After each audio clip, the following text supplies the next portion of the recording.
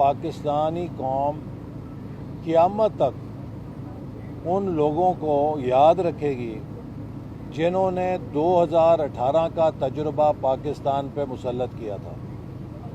उसकी कीमत शायद हमें कई दिहाइयों तक चुकानी पड़ेगी।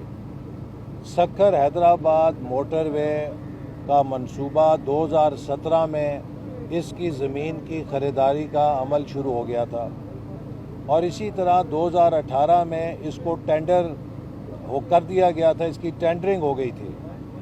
अगर 2018 में एक अनाड़ी को, एक नालायक को और एक नातजुर्बेकार हुकूमत को इस कौम पे मुसल्लत ना किया जाता तो 2022 तक सक्खर हैदराबाद मोटरवे की तामीर मुकम्मल हो चुकी होती और गालबन 1/3 कम लागत में तामीर हो चुकी होती।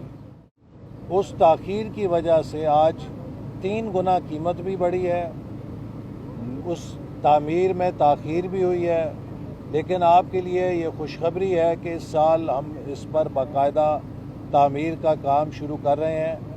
इसके 2 पैकेजेस के लिए इस्लामिक डेवलपमेंट बैंक ने फाइनेंसिंग मंजूर कर ली है।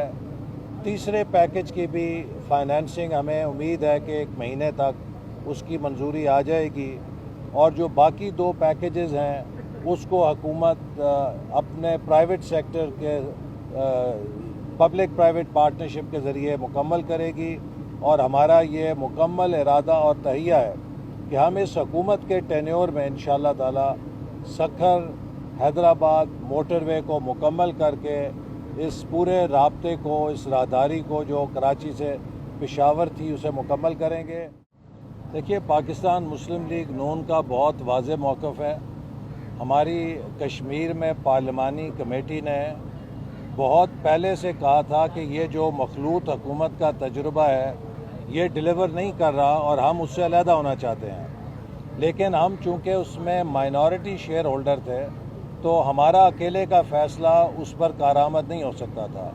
अब दोनों जमातों ने, पाकिस्तान पीपल्स पार्टी और पाकिस्तान मुस्लिम लीग नून ने मिलकर फ़ैसला किया है कि आज़ाद कश्मीर में तहरीक अदम एतमाद के ज़रिए मौजूदा सेटअप को रुखसत किया जाए और इस पर मुस्लिम लीग नून ने पीपल्स पार्टी के साथ मिलकर तहरीक अदम एतमाद लाने का ऐलान किया है। अलबत्ता पाकिस्तान मुस्लिम लीग नून की पार्लिमानी पार्टी का ये फ़ैसला है कि वो तब्दीली के बाद, अदम एतमाद के बाद अपोजिशन में बैठ के अपना किरदार अदा करने को तरजीह देंगे और पाकिस्तान पीपल्स पार्टी ने मुस्लिम लीग नून के इस फ़ैसले को तस्लीम किया है।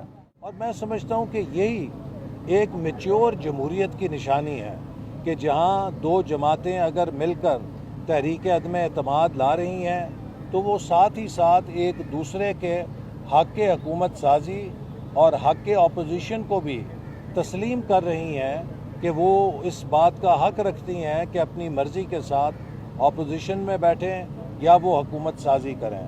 तो इसलिए हमारे मौक़िफ़ में कोई इबाम नहीं है।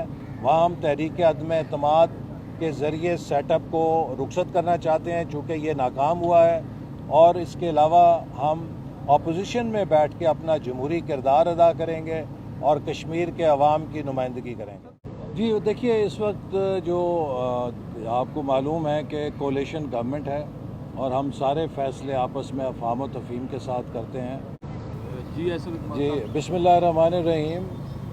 आज यहाँ मेरे आने का मकसद ये था कि जैसे आप सब जानते हैं कि कराची के लिए जनाब नवाज़ शरीफ साहब ने ग्रीन लाइन मंसूबे का तोहफ़ा दिया था जो तकरीबन 29 अरब रुपए की लागत से उसका पहला मरहला मुकम्मल हुआ है। लेकिन उसका जो फ़ेज़ 2 है वो अभी अधूरा था, जो 1.8 किलोमीटर पे मुश्तमिल है और तकरीबन 5.5 अरब रुपए उसकी लागत है। और इसके लिए गुज़श्ता कई सालों से अदालती जंग की वजह से ये मंसूबा इल्तवा का शिकार था। वो फिर हमने केसेस ख़त्म किए और इसको टेंडर आउट किया है और अब इस पर दोबारा काम का आगाज़ हुआ।